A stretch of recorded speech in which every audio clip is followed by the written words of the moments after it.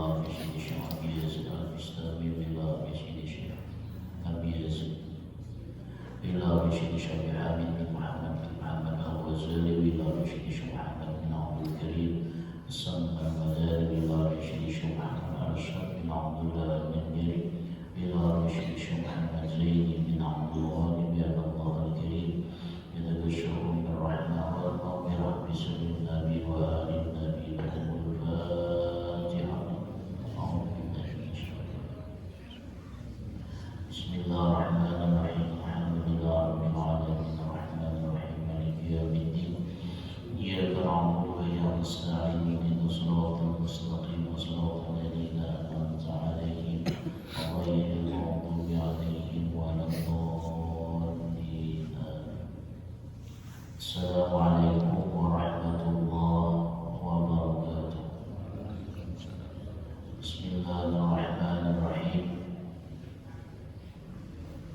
الحمد لله رب العالمين والصلاة والسلام على أشرف الأنبياء والمرسلين سيدنا ومولانا محمد وعلى آله وصحبه أجمعين. سبحانك لا علم لنا إلا ما علمتنا إنك أنت العليم الحكيم. وتب علينا إنك أنت التواب الرحيم. وسبحان الله والحمد لله ولا إله إلا الله والله أكبر ولا حول ولا قوة إلا بالله العلي العظيم. عدد كل حرف كتب ويكتب أبد الآبدين ودهر الداهرين في الدارين آمين. Alhamdulillah, marilah kita senantiasa memanjatkan puji dan syukur kehadiran Allah Subhanahu wa Ta'ala yang mana dengan limpahan rahmah hidayah serta inayah riayah taufik dan anugerahnya jualah kita masih diberi umur oleh Allah, kita masih diberi kesehatan oleh Allah, sehingga kita pada saat ini di tempat yang mulia ini kita bersama-sama melaksanakan sembahyang subuh berjamaah. Kemudian kita duduk bersama mengkaji, menelaah, menuntut serta menambah daripada ilmu agama, serta kita niatkan pula dengan niat i'tikaf di dalam ini masjid. Nawaitu an a'takifa fi hadzal masjid sunnatan lillahi ta'ala. Saja aku berniat i'tikaf di dalam ini masjid sunnah karena Allah Ta'ala. Kemudian salawat dan salam kita aturkan ke hari baik junjungan kita Nabi besar Muhammad sallallahu alaihi wasallam, kepada keluarga beliau, sahabat-sahabat beliau, zuriat-zuriat beliau, pengikut-pengikut beliau ila yaumil qiyamah. Hadirin wal hadirat jamaah sekalian rahimakumullah. Habib Abdullah bin Alwi al-Haddad beliau berkata, wa 'alaika bi ada'il fadaili wa ijtinabil maharimi wal iksari minan nawafil. Lazimi olehmu dengan melaksanakan apa yang difardukan oleh Allah Subhanahu wa Ta'ala dan menjauhi apa yang diharamkan oleh Allah, serta memperbanyak daripada sunnah-sunnahnya Rasulullah sallallahu alaihi wasallam. Ada 3 hal yang dianjurkan oleh Habib Abdullah bin Alwi al-Haddad, yaitu yang pertama melaksanakan apa yang difardukan oleh Allah. Apapun sesuatu yang difardukan oleh Allah, baik itu sembahyang, baik itu puasa, baik itu zakat dan yang lain-lainnya, dia laksanakan. Tetapi tidak cukup hanya sekedar melaksanakan apa yang difardukan Allah, tapi kata beliau, ijtinabul ma'ani, menjauhi segala apa yang dilarang oleh Allah. Karena tidak dapat dikatakan orang itu takwa, sebenar-benar takwa hanya sekedar melaksanakan perintah Allah, tetapi dia harus menjauhi apa yang dilarang oleh Allah Subhanahu wa Ta'ala. Orang akan dikatakan muttaqin, orang yang bertakwa, kalau dia melaksanakan dua hal: imtisalul awamirillah wa ijtinabun nawahihi, melaksanakan apa yang diperintahkan oleh Allah berupa sebuah kewajiban, dan menjauhi segala apa yang dilarang oleh Allah. Orang kalau sudah dua macam, menjauhi apa yang difardukan Allah dan menjauhi apa yang dilarang oleh Allah, itu sudah akan mencapai derajatnya derajat muttaqin, orang yang bertakwa. Tetapi orang yang bertakwa akan berkeinginan mencapai makamnya yang disebut dengan makam muqarrabin, orang yang hampir dekat dengan Allah. Kayak apa caranya orang hanya bukan sekedar mencapai makam muttaqin? Orang-orang yang sudah mencapai makam muttaqin, innal jannata uiddat lil muttaqin, surga itu dijanjikan bagi orang yang bertakwa. Sudah dapat surga. Artinya orang hanya melaksanakan apa yang diperintahkan oleh Allah, orang menjauhi apa yang dilarang oleh Allah, maka dia akan mencapai yang dinamakan muttaqin. Balasan orang muttaqin disediakan oleh Allah, innal jannata uiddat lil muttaqin, surga itu disediakan bagi orang yang bertakwa. Tetapi ada lagi di atas, yaitu ada ngarannya muqarrabin, orang yang hampir dengan Allah Subhanahu wa Ta'ala. Kayak jalannya orang supaya mendapatkan yang disebut dengan maqam muqarrabin, orang yang hampir, orang yang dekat dengan Allah, yaitu tambah lagi satu, wal iksaru minan nawafil, memperbanyak daripada yang sunat. Tidak akan bisa seseorang sampai kepada suatu maqam muqarrabin kecuali dia memperbanyak daripada yang sunat. Jadi jalannya tidak lain adalah iksaru minan nawafil, memperbanyak daripada yang sunat. Kalau kita contoh dalam sembahyang zuhur, asar, maghrib, isya, subuh, ketika si A dan si B melaksanakan sembahyang zuhur, tentunya kalau ingin mencapai sembahyang itu sah dengan dua hal. Satu, syarat sah sembahyang terpenuhi. Yang kedua, rukun sembahyang terpenuhi. Yang ketiga, dia tidak mengerjakan segala pembatal sembahyang, maka sembahyangnya sah. Nah sekarang si A sembahyang zuhur, si B sembahyang zuhur, si C sembahyang zuhur, apakah nilai sembahyangnya itu yang bertiga tersebut sama? Sembahyangnya sah artinya, tapi nilai yang didapat samakah? Kada akan sama. Yang membedakan nilai daripada sembahyang seseorang adalah seberapa banyak dia mengerjakan sunat di dalam sembahyang. Amun rukun itu sudah pasti dalam sembahyang. Nang syarat sah sembahyang itu sudah pasti. Tapi ketika sudah sah sembahyang, antara orang berlima nih, sah sembahyangnya kan limanya, samakah nilainya 100? Belum tentu. Tergantung daripada seberapa banyak dia mengerjakan sunnah di dalam sembahyang. Nah sehingga kata Habib Abdullah, fa innaka in fa'alta dzalika mukhlishan liwajhillahil karim hasalta ala ghayatil qurbi minallah.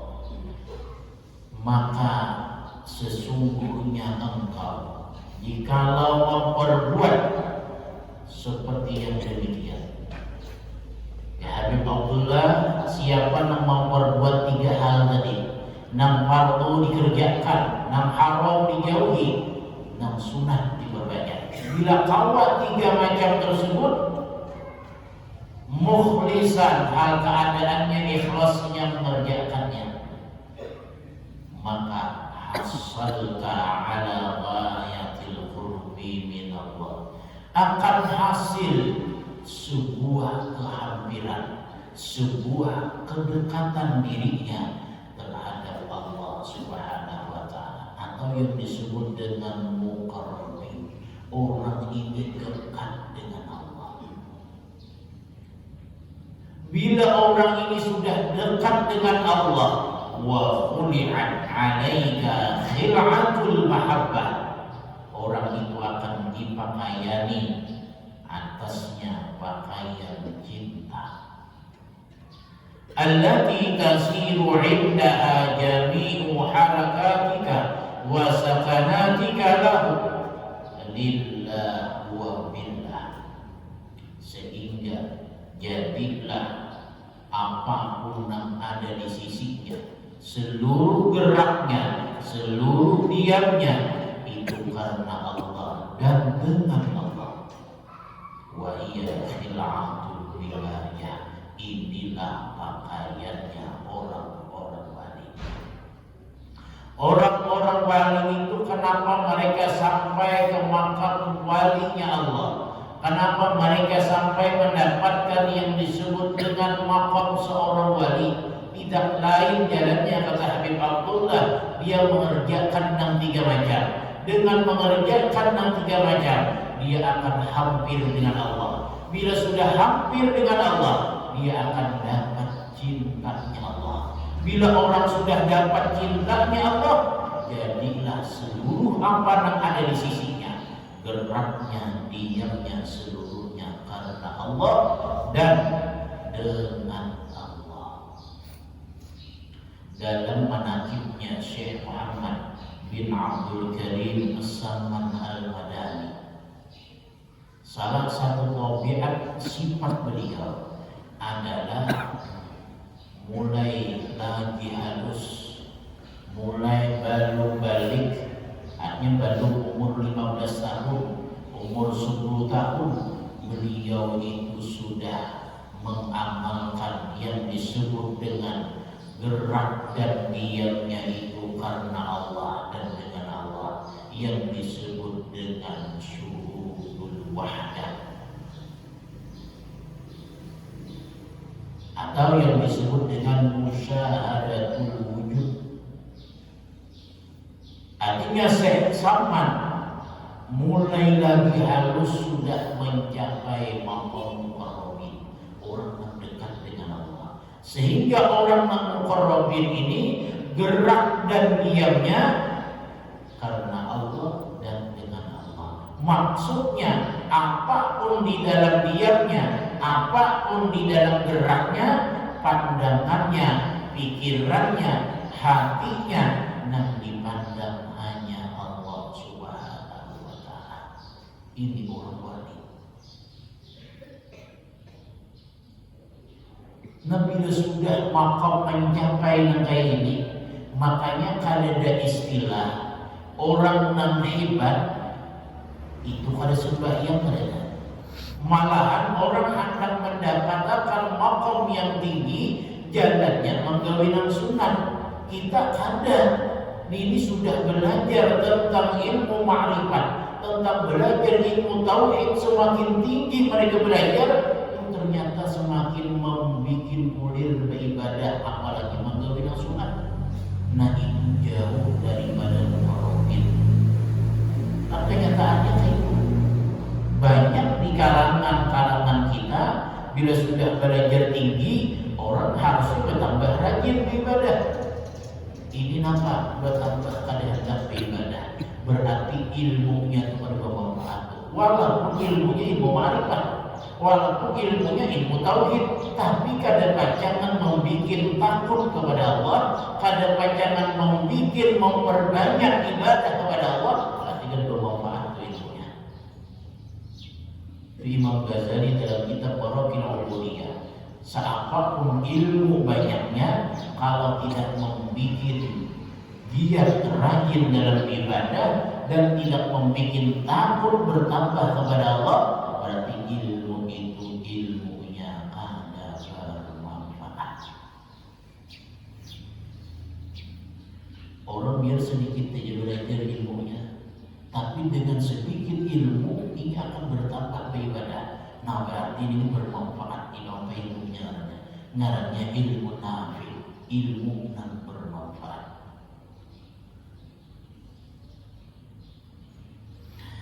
Nah bila orang sudah mencapai maqam wilayah, kata Allah Subhanahu wa ta'ala dalam sebuah hadis qudsi, Inna Allah ta'ala qala ma taqarraba ilayya 'abdi bi syai'in ahabba ilayya mimma iftaratu 'alayhi wa la yazalu 'abdi yataqarrabu ilayya bin nawafil hatta uhibbah fa idza ahbabtuhu kuntu sam'ahu alladhi yasma'u bihi wa basalahu alladhi yubsiru bihi wa yadahu alladhi yabtishu biha wa rijluhu alladhi yamshi biha wa la in sa'alani la u'tiyannahu wa in ista'adani la u'tiyannahu. Kata Allah Subhanahu wa ta'ala, seseorang tiadalah berhampir kepadaku daripada hambaku dengan sesuatu yang paling aku senangi kepadaku daripada apa yang aku lakukan atasnya. Dan senantiasa hambaku itu berhampir kepadaku dengan sesuatu yang sunnah. Jalan untuk dekat dengan Allah bukan hanya sekedar yang wajib. Orang hanya mengerjakan yang wajib, Anda akan bisa dekat dengan Allah. Tapi ketika orang ditambah yang wajib ditambah dengan yang sunat, maka orang itu akan dekat dengan Allah.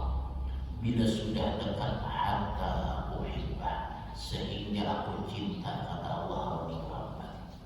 Bila Allah sudah cinta awan itu hamba, kuntu sam'ahu, aku mendengarnya, kuntu basarahu, aku penglihatannya, nanginya melihat dengan penglihatan, kuntu yadahu, aku tangannya, artinya seluruh anggotanya dita'alluqi oleh sifatnya Allah Subhanahu wa ta'ala.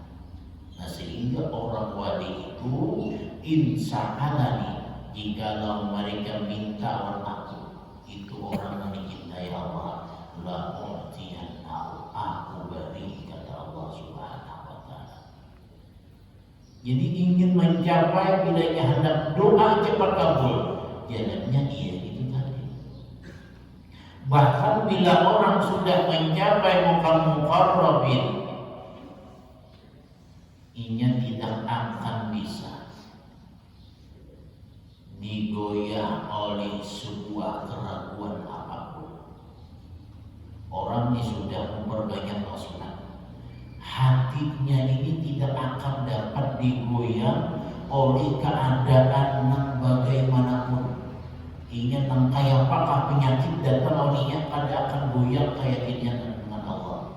Nang kaya apakah sakitnya kada berduitnya, kada akan goyah di hadapan Allah.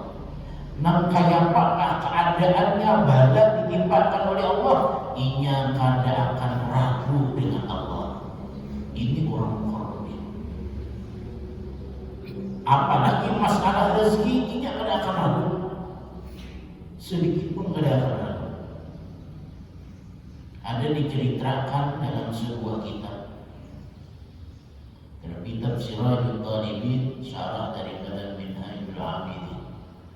Ada seorang ahli ibadah. Orang ini orang yang bujur-bujur berilmu dan ahli ibadah. Suatu hari dia bermimpi disuruh orang manapun di belakang rumah ada emas. Kita biasanya betul tak alamat nih dalam mimpi suruh orang tuh tabung aja di belakang rumah, di situ ada emas. Bangun dari tidur, berpikir itu orang alim, orang ahli ibadah tersebut. Bapak merampok ini orang ada penting harta dunia, tahu ibadahnya, biarlah. Malam isuk bermimpi itu pulang, disuruh orang menampung di belakang rumah itu ada emas. Namun kita bermimpi lah sesuatu menampung, menggulung suruh nampung, tampung tumpangnya. Tapi bila ia menampung, bila nangka itu lah, bila disuruh orang menampung jangan babar, ini babar sekampungan, adanya ada apa jangan. Ada orang pernah terjadi di persis di belakang rumah urut dibuka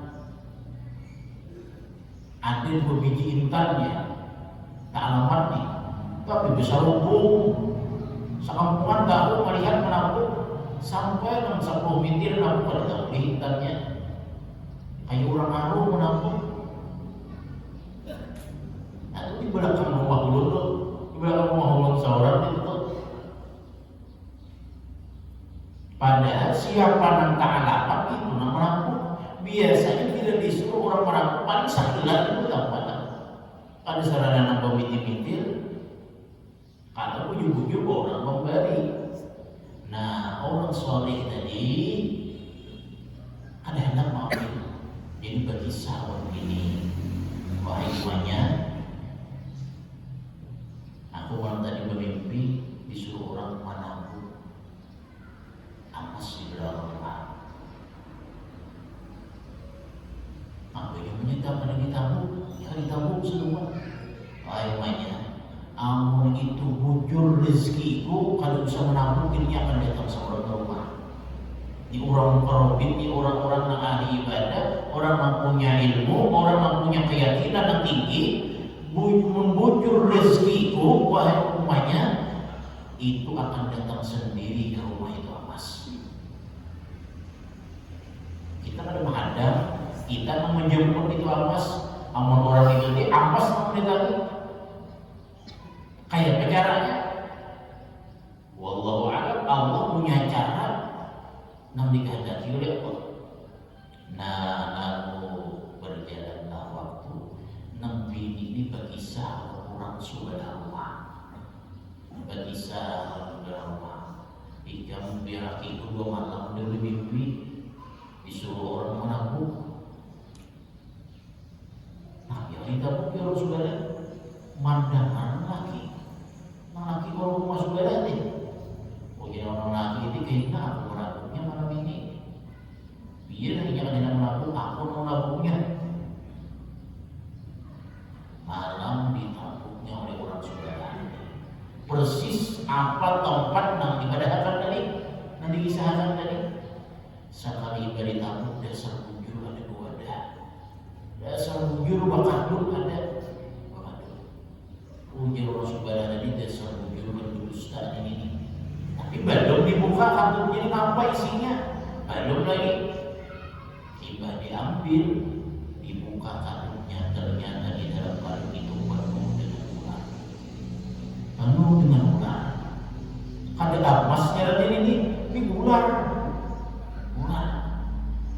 Mama apa tiba muarnya aku didustai nyawana.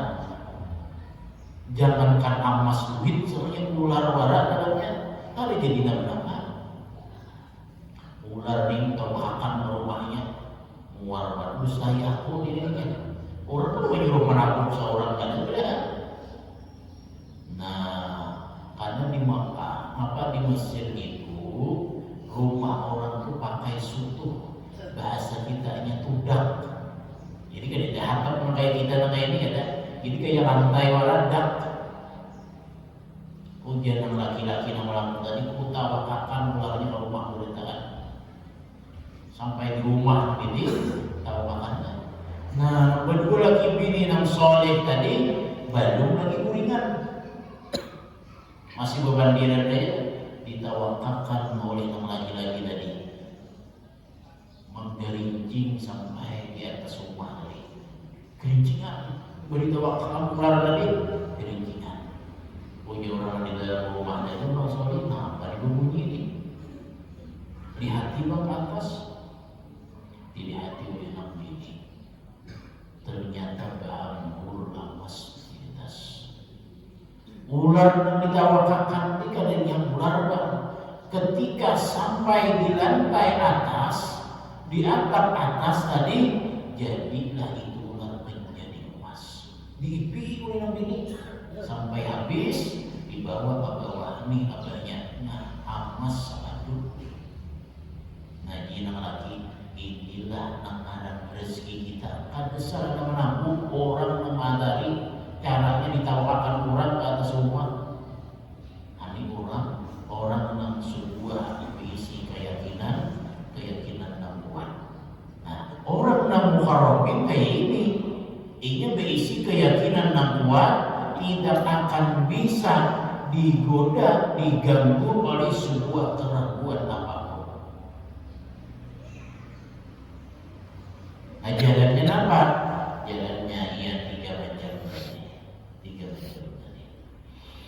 Nah ketika kita kaitkan kepada sembahyang, karena sembahyang kita laksanakan setiap hari, artinya nang maulah lebih nilai sembahyang kita itu bukan menggawi rukun, karena menggawi rukun itu sesuatu yang harus digawi di dalam sembahyang, yang wajib digawi dalam sembahyang, tetapi yang membuat lebih nilai sembahyang kita adalah gawian sunat di dalam sembahyang yang kita kerjakan. Nah sedangkan di dalam gawian sembahyang, yang sunat di dalam sembahyang itu ada dua, ada ngarannya hayatun, ada ngarannya ab'adun, ada ngarannya sunat hayat, ada ngarannya sunat ab'ad. Semakin kita menggawi, memperbanyak sunat hayat di dalam sembahyang dan sunat ab'ad, maka semakin tinggi nilai daripada sembahyang kita. Walaupun beda, hayat dengan ab'ad beda, tapi sama statusnya sunat. Kenapa beda? Ab'ad itu kedudukannya lebih tinggi daripada hayat. Kenapa? Karena di dalam fikih dikatakan sunat ab'ad itu parak mendekati dengan rukun sembahyang. Buktinya apa? Buktinya ketika orang meninggalkan satu aja daripada sunat ab'ad, idza taraka wahidan minal ab'ad yusannu lahu sujudus sahwi. Apabila seseorang meninggalkan satu aja sunat ab'ad, maka disunatkan baginya sujud sahwi. Nah kalau ini sunat hayat, tak tinggal kada usah ditambah dengan sujud sahwi. Tetapi ketika sunat ab'ad, sunat ditambah dengan sujud sahwi. Kenapa? Karena sunat ab'ad mendekati parak menjadi rukun sembahyang, tetapi tetap dia statusnya sunat sembahyang. Nah ini yang kita bayangkan. Nah terutama apa? Sebelum sunat ab'ad ada ngarannya sunat hayat. Sedikit kita membicarakan sunat hayat, mungkin beberapa macam. Yang pertama di dalam sembahyang itu ada ngarannya sunat raf'ul yadaini, mengangkat dua tangan. Mengangkat dua tangan di dalam sembahyang yusannu raf'ul yadaini fi arba'ati mawadi'ah. Disunatakan mengangkat dua tangan di dalam sembahyang itu hanya di 4 Ingat, mengangkat dua tangan di dalam sembahyang hanya di 4 tempat. Di luar daripada 4 tempat, makruh mengangkat tangan. Yang pertama, inda takbiratul ihram, ketika takbiratul ihram.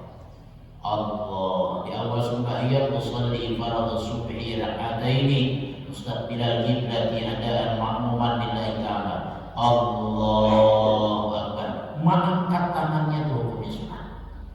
Kayak caranya Abdul mengangkat tangannya. Mengangkat tangannya ketika itu juga memulai takbir. Ketika habis tangan ke dada, ketika itu juga habis takbir.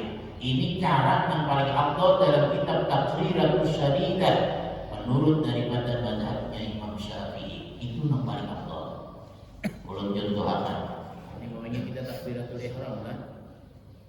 Nah mulai mengangkat, mulai takbir. Allahu Akbar. Habisnya di sini bar.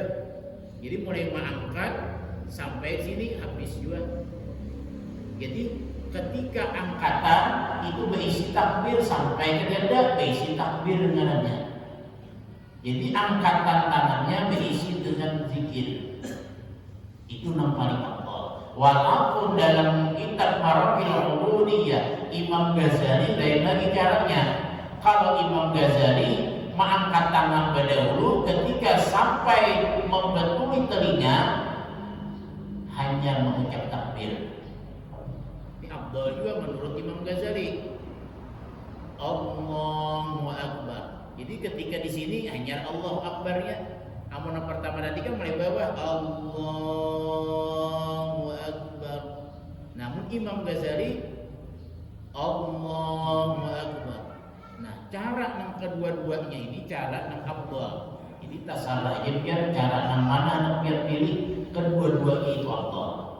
Kedua-duanya afdal. Nah, tapi terkadang kita kadang itu sebagian.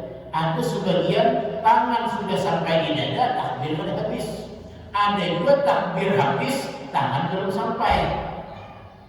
Pokoknya Allahu Akbar, tangan udah lawas bendak sini, tapi takbir gak ada habis. Nah itu kan serasiannya, ada pas mengabdol berarti. Ada juga umpamanya Allahu Akbar. Nah kosong juga, turunnya kosong, ada lagi takbirnya. Ada lagi. Nah yang paling afdal adalah cara yang dua macam tadi. Mulai mengangkat, mulai takbir. Habis mengangkat, habis dua takbir. Atau cara Imam Ghazali sampai di sini hanya bertakbir. Allahu Akbar. Habisnya pun tidak ada juga. Itu cara Imam Ghazali. Jadi dua macam ini cara yang paling afdal. Satu. Yang kedua, sunat mengangkat tangan indah ruku'i, ketika turun angkat ruku', sunat mengangkat tangan. Dua. Yang ketiga, indah i'tidali, ketika bangkit dari ruku', yaitu menuju i'tidal, sunat mengangkat tangan. Yang keempat, indah qiyami ala tasyahhudil awwali, ketika bangkit daripada tasyahud awal. Nah, 4 macam kan? 4 macam. Jadi kalau orang bangkit dari rakaat pertama itu pada sunat mengangkat tangan. Ini ada juga orang bangkit rakaat pertama angkat terus tangannya. Rakaat ketiga angkat tangan juga. Angkat tangan terus. Padahal sunnahnya hanya bangkit dari rakaat kedua atau bangkit daripada tasyahud awal. Nah itu bagian daripada sunat hayat 1. Nah terkadang orang ada kadang angkat, terkadang orang hendak turun ruku ada kadang angkat tangan. Ada hasil harus sudah hilang dah kesunahan di situ sudah. 1. Yang kedua, sunat hayat, yaitu wajhu yadil yumna ala ru'il yusra qabidan ala asfali sadri. Sunnah ketika sembahyang mengangkat tangan kanan di atas tangan kiri, hal keadaannya tangan kanan menggenggam atas persendian tangan kiri dan meletakkannya di bawah dada. Ini yang harus kita perhatikan. Kita pada kawas sembahyang mengangkat tangan ada cara yang sudah diatur di dalam hukum fikih.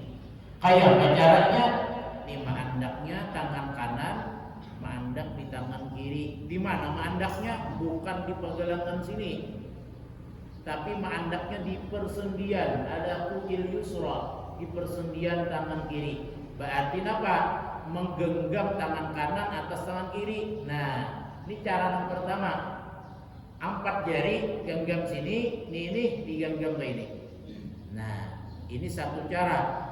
Menurut Imam Ghazali nang afdal, dan ini yang biasa dijelaskan oleh Abah Guru Sekumpul Syekh Muhammad Zaini bin Abdul Ghani Jersidin, nang paling afdal cara mengikuti tangan apa? Kelingking dan jari manis memegang tangan di sini.